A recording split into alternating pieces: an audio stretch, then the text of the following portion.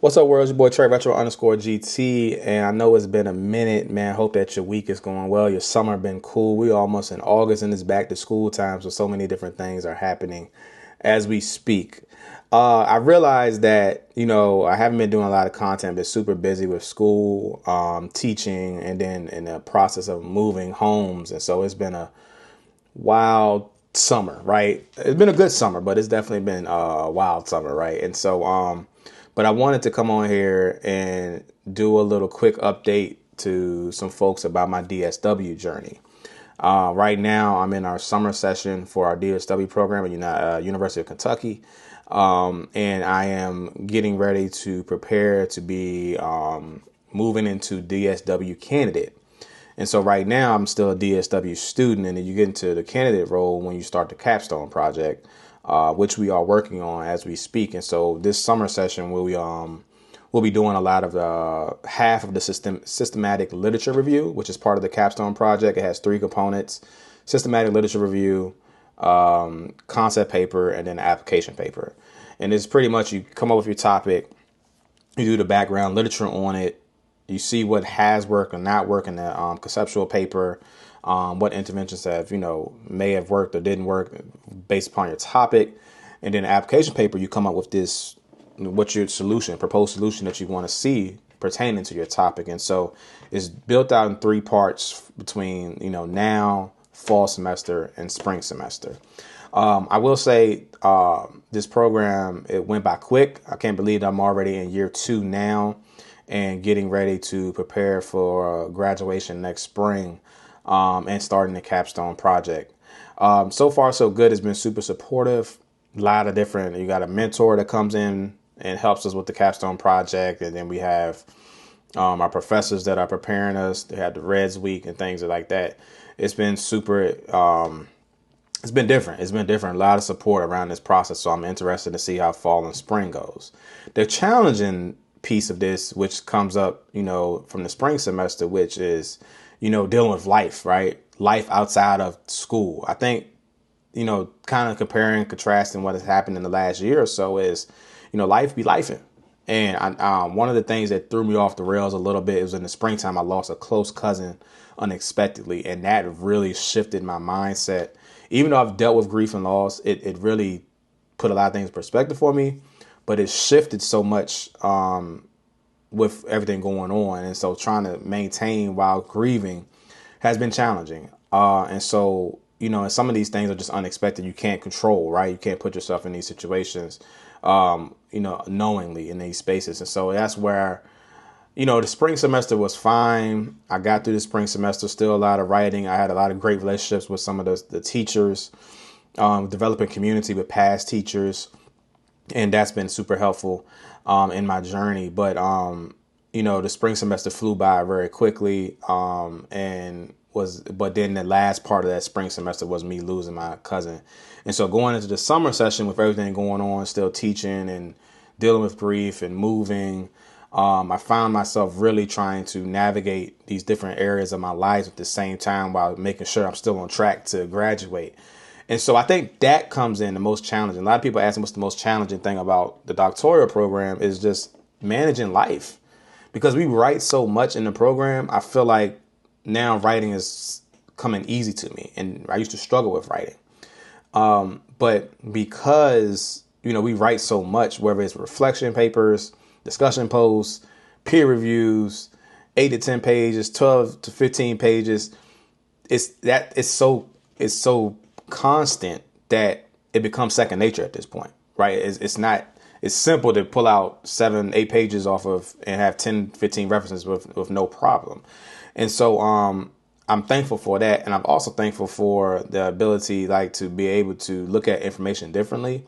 I find myself really taking information, literature that I see, processing it to day, and then finding gaps, in a lot of these different areas, right? And then I finding false, I would say false information about something that I was exposed to throughout my whole entire career. I read some research on it, and then I learned the difference between something that's not evidence-based, but is pushed as evidence-based, and it's just really just best practices. And so that was, eye opening. And so, once you get into that mode, that it doesn't cut off sometimes. Right. And so I think simultaneously, while processing the different challenges throughout this program, I was able to, at the same time, the things that they were teaching us and helping us see and helping us go deeper into some of our writings and our synthesis of information, is also the saving grace for keeping me still on track to manage this program as those life challenges happen. And I think for me, it's the best time for me to do it. But it would have been tough to do this program if I was in private practice. And it would have been tough to do this program if I was still working in some of the past organizations that I was working due to the scheduling. And so I do understand that, I have that privilege in that as a, academic professional, as a teacher at this point. But not to say it's not challenging. It's just the navigating life's challenges at things that you can't prepare for, right, and predict. And so that, I think for me, for right now, that's the biggest update, so far. I'm looking forward to completing the capstone. I'm looking forward to graduating. The senioritis post bachelor's, post master's is definitely real when it comes to the Dr.Taylor program. But we're pushing through it. We're making a way, taking our time, practicing self-care as much as possible. And then if I'm, not wanting to write, I'm not writing. That's one of the things I had to really, really work on is, not trying to force the writing. If I'm in the mode to write and research, I get in the mode to write and research. But when I'm not in it, I'm not going to force it because it doesn't come out well. And so, again, the skills that they've, taught us and helped us see and help us to go in depth about a topic is also the things that are sustaining me as I'm, hitting some walls here and there, or maybe having a lot of things going on. But I can lean on the skills that's been taught in just this last year, right? These last 3 semesters. And that's been good. That's been good for me. So that's about the update. Everything's good so far. We go into this capstone project. I will let you know what the capstone project looks like after we get through it. But this is, we've been it's a good little time where we start a systematic literature review, and then we get into the other areas the next 2 semesters. So if you're interested and you feel like you got the time and energy and effort, time in it does matter, I will say.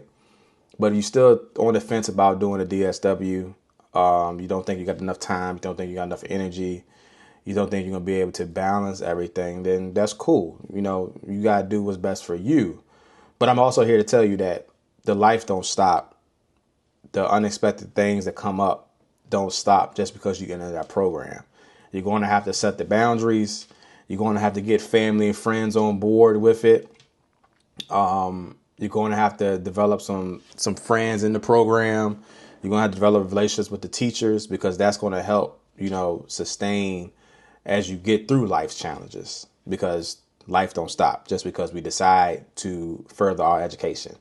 And so that's what you have to, figure out and navigate in that space to get through the program. But I will say you do have support at every corner that you turn. So it's not like you'll go through and be not supported whatsoever. No, that's not the case, because there's too many of us in communities, whether it's the teachers, whether it's the Res Week, our director, Dr. ER, our dean, the teachers, the cohorts that are coming about, and how we connect with one another via group projects or whatever, or even just out in the profession. Like I was in Chicago, and randomly one of the, a former DSW student from Kentucky pulled up on me. We chopped it up a little bit and had a conversation, man. So this is a small community that is growing, and you have community in so many different places that will help you support that. So don't be afraid. You're not going to go through it alone, for sure. You're not going to go through it alone. As somebody who has a bunch of different support networks, to be blessed with those different support networks, that is helpful to have some folks who really specifically know what you're dealing with, what you're going through, and trying to give you some insight, some game on how to navigate it in that space. So don't be afraid to reach out. Don't be afraid to reach out and understand and know you do have folks who are, got your back in that space. So if you are thinking about doing it, man, go ahead and just do it. Just do it and get it over with. All right. All right, man. So hope this was helpful. If you got any questions, feel free to hit me up. Some questions can be answered through my podcast and my YouTube. Make sure you like, share, subscribe to the YouTube page. And hopefully I'll give you another update sometime in the fall. All right. Take care.